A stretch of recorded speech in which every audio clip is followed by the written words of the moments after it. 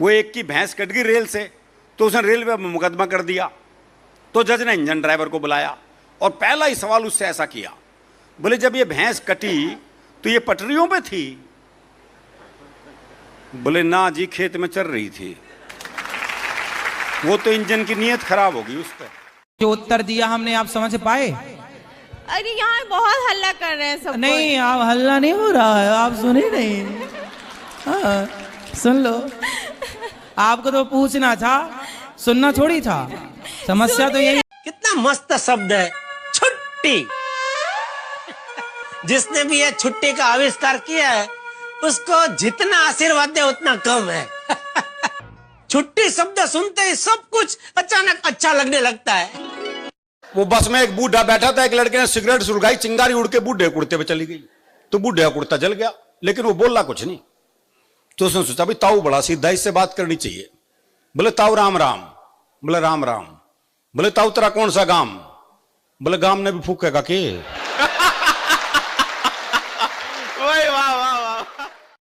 सेवा में आदरणीय शादीशुदा पुरुषों, आपसे निवेदन है कि आपकी लंबी आयु की रिचार्ज की तिथि आने वाली है, इसलिए आपसे सादर आग्रह है कि अपनी पत्नी को महंगी महंगी साड़ियां और गहने दिलवाकर अपनी आयु का रिचार्ज करवा दें। धन्यवाद। पहले ये बताओ कि जो उत्तर दिया हमने, आप समझ पाए? अरे यहाँ बहुत हल्ला कर रहे हैं सब। नहीं, आप हल्ला नहीं हो रहा है, आप सुने नहीं। हाँ, सुन लो। आपको तो पूछना था, सुनना थोड़ी था। तू अपनी खूबियां ढूंढ, खामियां निकालने के लिए लोग हैं ना। अगर रखना है कदम तो आगे रख, पीछे खींचने के लिए लोग हैं ना। सपना देखना है तो ऊंचा देख, नीचा दिखाने के लिए लोग हैं ना। तू अपने अंदर जुनून की चिंगारी भड़का, जलने के लिए लोग हैं ना। प्यार करना है तो खुद से कर, नफरत करने के लिए लोग हैं ना। तू अपनी अलग पहचान बना, भीड़ में चलने के लिए लोग हैं ना। तू कुछ करके दिखा दुनिया को, तू कुछ करके दिखा दुनिया को, तालियां बजाने के लिए लोग हैं ना। मैं अब किसी से नाराज नहीं होता, जरूरत ही नहीं पड़ती है। जब कोई बात मुझे खटकती है या बुरी लगती है तो मैं एक बार बात करके देखता हूं। अगर सामने वाले की तरफ से बात की उम्मीद ही नहीं है तो मैं उस बात और इंसान दोनों को छोड़ देता हूं। मैं अब किसी से नाराज नहीं होता।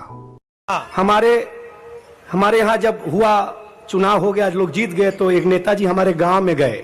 हमारे दादाजी खेत में काम कर रहे थे। अच्छा। तो नेताजी ने मेरे दादाजी से बोला कि और किसान जी कैसी है आपकी गन्ने की फसल?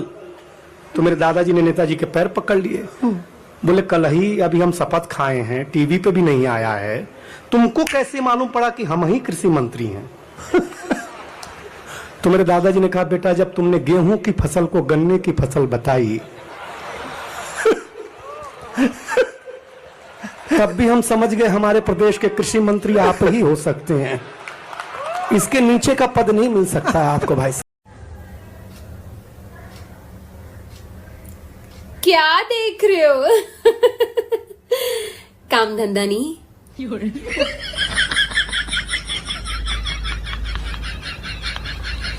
वो हरियाणा के गांव में स्कूल के पास ही शमशान घाट था, तो गांव में कोई मरता स्कूल की छुट्टी हो जाती, तो बच्चे बड़े खुश, बोले सही जगह स्कूल है। वो एक दिन 8-10 बालक स्कूल जा रहे थे, तो स्कूल के बाहर 2 बूढ़े बैठे बीड़ी पी रहे थे। तो एक छोरा बोला हमारी 2 छुट्टियां तो बाहर बैठी बीड़ी पी रही हैं। तो अगले बोले छुट्टियां हैं वो। कमाल है। किसी इंसान को पाने के लिए उसके सामने आंसू बहाना सही नहीं है। मोहब्बत कोई बच्चों का खिलौना थोड़ी है जिसे रो रो करके हासिल किया जा सकता है। जिस इंसान को तुम्हारी जिंदगी से जाना था वो कब का जा चुका है। अब अपनी इज्जत की धज्जियां उड़ा के उसे बार बार बुलाने का कोई।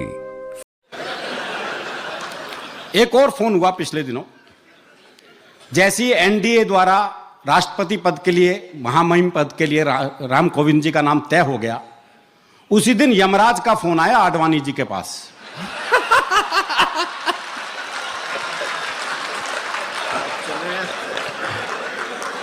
बोले अब चले या कोई और बहाना बच रहा है?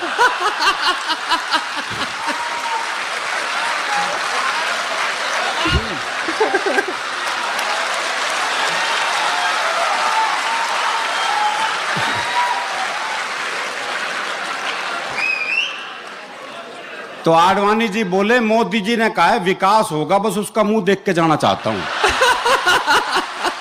भाई बहुत अच्छा। मैं अब किसी से नाराज नहीं होता, जरूरत ही नहीं पड़ती है। जब कोई बात मुझे खटकती है या बुरी लगती है तो मैं एक बार बात करके देखता हूं। अगर सामने वाले की तरफ से बात की उम्मीद ही नहीं है तो मैं उस बात और इंसान दोनों को छोड़ देता हूं। मैं अब किसी से नाराज नहीं होता। एक बार लक्ष्मी जी का वाहन उल्लू उनसे रूठ गया तो लक्ष्मी जी ने पूछा, अरे क्या हुआ, क्यों मुंह लटकाए बैठे हो? तो उल्लू बोला, अरे आपकी सब पूजा करते हैं मगर मुझे कोई नहीं पूछता। तो लक्ष्मी जी मुस्कुराकर बोली, अरे आज से हर साल मेरी पूजा से ठीक 11 दिन पहले तुम्हारी भी पूजा होगी। उस दिन उल्लू भी पूजे जाएंगे और तब से लेकर आज तक दिवाली से ठीक 11 दिन पहले करवा चौथ मनाया जाता है। जब हम कभी किसी को अपनी परेशानी बताते हैं ना तो हम नहीं चाहते कि वो उसका कोई हल निकाले। हम चाहते हैं वो बस सुन ले हमारी बात को, क्योंकि कभी कभी ना बस सुन लेने भर से बहुत कुछ ठीक हो जाता है। उसके पास ना एक जादू है। वो जब भी मुस्कुरा भर लेती है मेरी दुनिया में सब कुछ थम सा जाता है। वो जब कोई बात कहती है तो सुनते रहने का मन करता है। वो रूठती है तो लगता है जमाना रूठ गया मुझसे। ऐसा नहीं है कि मेरी दुनिया में लोग नहीं आए पहले, पर उसके आने के बाद से सब कुछ बदला बदला सा लगता है मुझे। इस दुनिया के लोगों की बात अद्भुत होती है। वो एक साहब ने तो अपने जीते जी दोनों आंखें दान में दे दी। मैंने कहा भाई साहब दोनों आंखें दान में दे दी, अब तो बहुत तकलीफ होती होगी। बोले अपने को काहे की तकलीफ है? तकलीफ तो उसको होगी जिसको वो आंखें लगाई जाएगी, क्योंकि रोजाना एक बोतल पिए बिना तो खुलती ही नहीं है।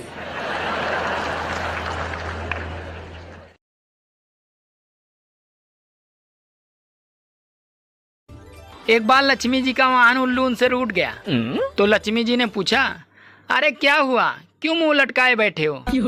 तो उल्लू बोला, अरे आपकी सब पूजा करते हैं मगर मुझे कोई नहीं पूछता। तो लक्ष्मी जी मुस्कुराकर बोली, अरे आज से हर साल मेरी पूजा से ठीक 11 दिन पहले तुम्हारी भी पूजा होगी। उस दिन उल्लू भी पूजे जाएंगे और तब से लेकर आज तक दिवाली से ठीक 11 दिन पहले करवा चौथ मनाया जाता है। उसके पास ना एक जादू है। वो जब भी मुस्कुरा भर लेती है मेरी दुनिया में सब कुछ थम सा जाता है। वो जब कोई बात कहती है तो सुनते रहने का मन करता है। वो रूठती है तो लगता है जमाना रूठ गया मुझसे। ऐसा नहीं है कि मेरी दुनिया में लोग नहीं आए पहले, पर उसके आने के बाद से सब कुछ बदला बदला सा लगता है मुझे। वो हरियाणा के गांव में स्कूल के पास ही शमशान घाट था।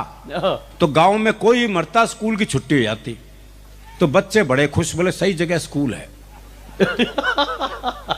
वो एक दिन 8-10 बालक स्कूल जा रहे थे तो स्कूल के बाहर 2 बूढ़े बैठे बीड़ी पी रहे थे।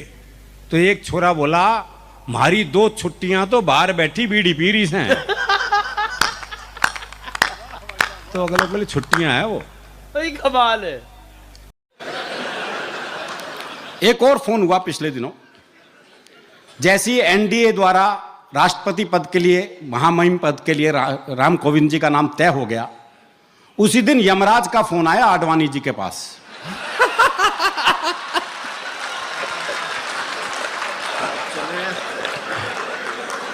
बोले अब चले या कोई और बहाना बच रहा है?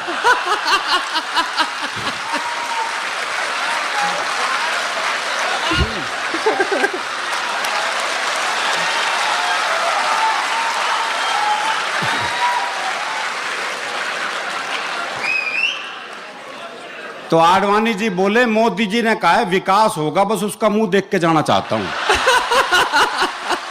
भाई बहुत अच्छा। इस दुनिया के लोगों की बात अद्भुत होती है। वो एक साहब ने तो अपने जीते जी दोनों आंखें दान में दे दी। मैंने कहा भाई साहब दोनों आंखें दान में दे दी, अब तो बहुत तकलीफ होती होगी। बोले अपने को काहे की तकलीफ है? तकलीफ तो उसको होगी जिसको वो आंखें लगाई जाएगी, क्योंकि रोजाना एक बोतल पिए बिना तो खुलती ही नहीं है।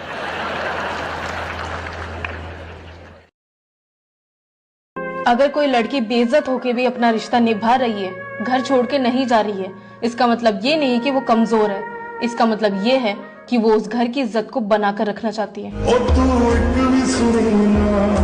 सुनो, मैं कुछ सालों से करवा चौथ का व्रत नहीं रख रही हूँ, फिर भी देख रही हूँ आप स्वस्थ हैं। अरे मैं अपने स्वास्थ्य का खुद ख्याल रखता हूँ और नियम से चलता हूँ, तभी मैं इतना स्वस्थ रहता हूँ। अरे मुझे इतना बेवकूफ मत समझो, साफ साफ बताओ कौन है वो चुड़ैल जो तुम्हारे लिए करवा चौथ का व्रत रखती है?